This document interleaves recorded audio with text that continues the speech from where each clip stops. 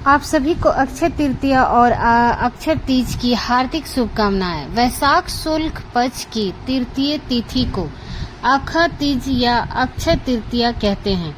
ऐसी मान्यता है कि इस दिन किए हुए दान, नदी में स्नान, यज्ञ जाप आदि कर्मों का फल अक्षय यानी कि जिसका क्षय या नाश ना हो मिलता है। इसीलिए इस पर्व को अक्षय तृतीया के नाम से जाना जाता है। इस दिन कोई भी शुभ काम करने के लिए कैलेंडर, पंचांग या मुहूर्त देखने की आवश्यकता नहीं होती। इस दिन व्रत रखने वाले भक्तों को सुबह स्नान आदि से निर्वृत्त होने के बाद पीले साफ वस्त्र धारण करने चाहिए। फिर घर के मंदिर में भगवान विष्णु की प्रतिमा को गंगा जल से शुद्ध करके उन्हें तुलसी पीले पुष्पों की माला अर्पित करें। भगवान के सामने धूप दीप जलाएं। पीले आसन पर बैठकर श्री विष्णु सहस्त्र नाम का पाठ करें, श्री विष्णु चालीसा का पाठ करें और सबसे अंत में कपूर जलाकर आरती करें। और भगवान को इस दिन भोग में आप मौसमी फलों का भोग अवश्य लगाएं। चने या जौ के सत्तू का भोग भी लगाएं।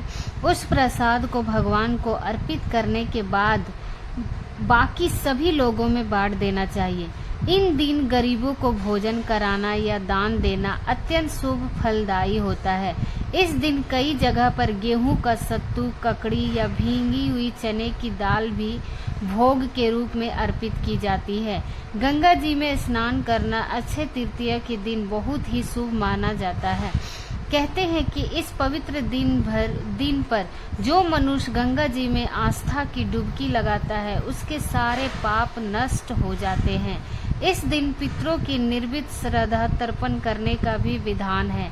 और आज के दिन जो गेहूं, दही, चावल, चने, सत्तू, दूध से बनी मिठाई या दूध से बने हुए पदार्थ आदि सामग्री का दान अपने पितरों के नाम से अवश्य करना चाहिए और ब्राह्मणों को भोजन भी कराना चाहिए।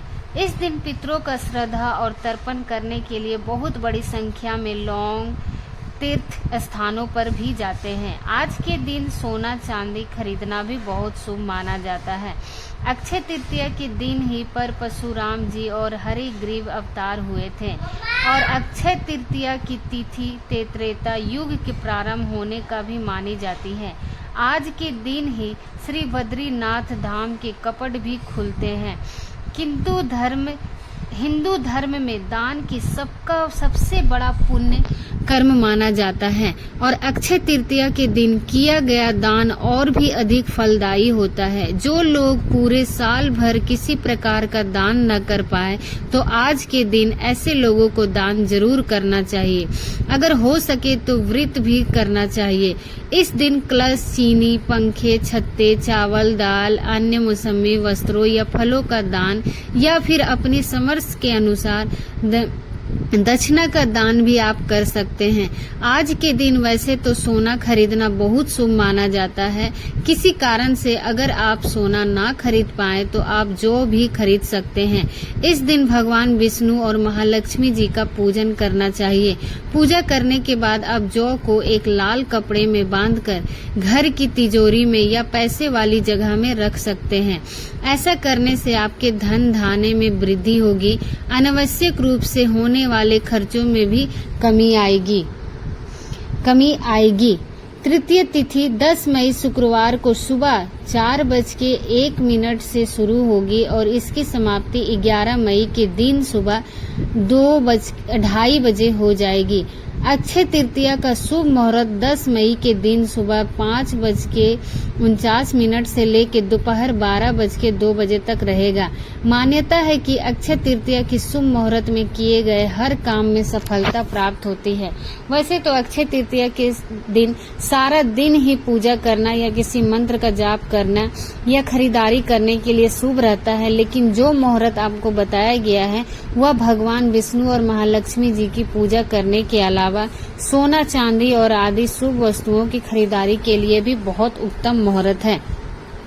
इस दिन आप सोने चांदी के अलावा मां लक्ष्मी को आकर्षित करने के लिए कमलगट्टे के बीज या कड़ियां ला सकते हैं, श्री यंत्र ला सकते हैं, मंदिर से जुड़ी पूजा पाठ की सामग्री ला सकते हैं, धार्मिक पुस्तकों का दान इतना आप कर सकते हैं। पीले वस्त्र खरीद कर ला सकते हैं और अपने सामर्थ्य के अनुसार आज के दिन आप गरीब लोगों की सहायता जैसे कि आपसे हो सके जरूर करनी चाहिए। इस दिन किए गए पुण्य कर्मों का पुण्य सदा जीवन भर प्राप्त होता रहता है। अक्षय तृतीया की कथा के अनुसार प्राचीन समय में धर्मदास नाम का एक वैश्य अपने परिवार के साथ छोटे से गांव में रहता था। वह बहुत गरीब था, जिस कारण वह अपने परिवार का भरण पोषण ठीक से नहीं कर पा रहा था। धर्मदास बहुत ही धार्मिक प्रवृत्ति था। वह सदा दूसरों की सहायता करता था और देव और ब्रह्मों के प्रति उनके मन में अटूट श्रद्धा थी। उसने एक दिन किसी से अक्षय तृतीया व्रत के महानता सुना, जिसके बाद उसने अक्षय तृतीया पर्व को विधि विधान से मनाने के बारे में सोचा। अक्षय तृतीया की तिथि आने पर उसने सुबह जल्दी उठकर गंगा जी में स्नान किया, विधि पूर्वक देवी देवताओं की पूजा की। फिर व्रत के दिन अपनी समर्थ के अनुसार जल से भरे घड़े, पंखे जो सत्तू, चावल, गेहूं, गुड़, घी, दही, सोना तथा वस्त्र भगवान के चरणों में रखकर ब्राह्मणों को दान दे दिया। धर्मदास को इतना दान देते हुए देख उसके परिवार ने उसे रोकने की कोशिश की, लेकिन धर्मदास ने अपने परिवारजनों की एक भी ना सुनी। धर्मदास की पत्नी ने कहा, अगर ये सब कुछ दान में दे दोगे तो फिर परिवार का पालन पोषण कैसे होगा। लेकिन फिर भी धर्मदास अपने दान और पुण्य कर्म करने से पीछे नहीं हटा और उसने ब्राह्मणों को भी कई प्रकार के दान दिए। उसके जीवन में जब भी अक्षय तृतीया का पावन पर्व आया, वह हर बार इसी प्रकार दान किया करता था। अनेक रोगों से ग्रस्त और वृद्ध होने के बाद भी उसने उपवास करके धर्म, कर्म और दान पुण्य किए करते थे। वही वैश्या अपने अगले जन्म में कुशवती का राजा बना। मान्यता है कि